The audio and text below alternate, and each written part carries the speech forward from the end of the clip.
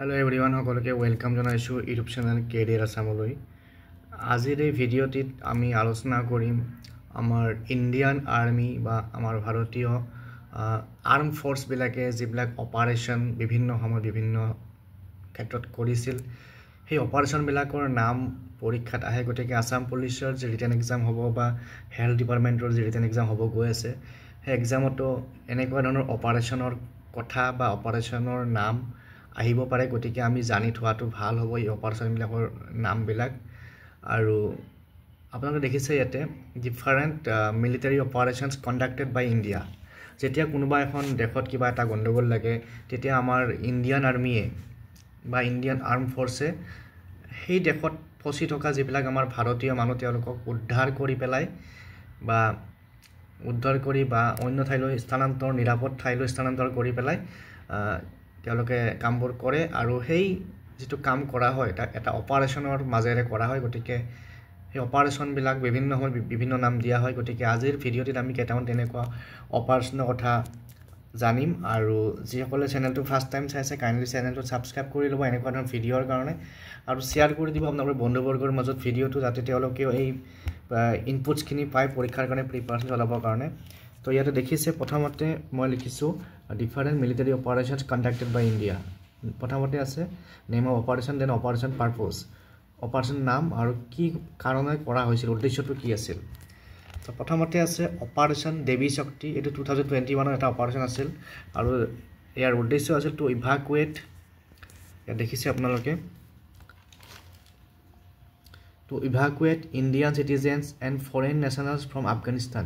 যেতিয়া আফগানিস্তানত চৰকাৰ চেঞ্জ হ'ল, তো তেতিয়া এটা বেলেগ ধৰণৰ পৰিৱেশ তাত হৈ গৈছিল।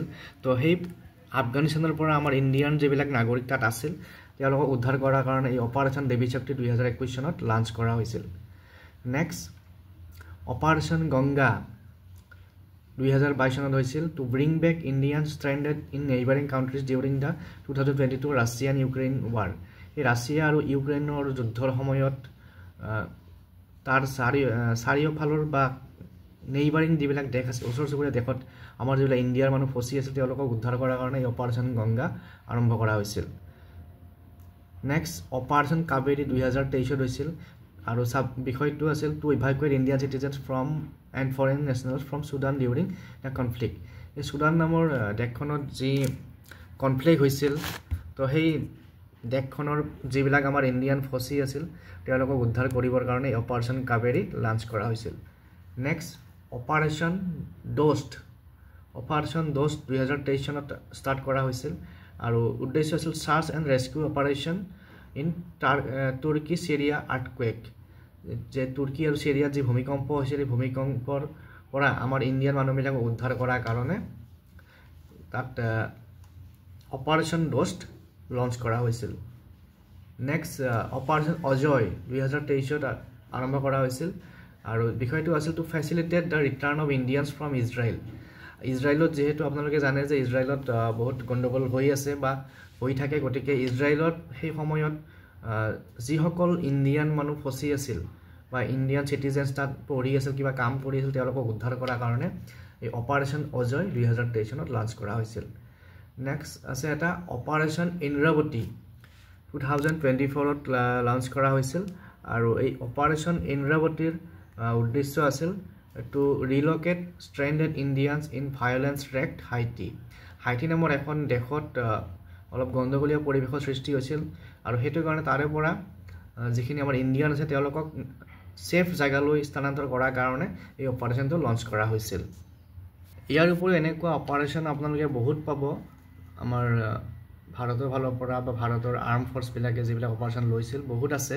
ইয়াত মই ৰিচেণ্ট কেইটামান ইনক্লুড কৰিছোঁ। গতিকে যিহেতু আমাক ৰিচেণ্টখিনি দৰকাৰ হয়, গতিকে আপোনালোকে যদি আৰু বিচাৰে তেতিয়াহ'লে আপোনালোকে যদি চাৰ্চ কৰে তেতিয়াহ'লে বহুত পাই যাব।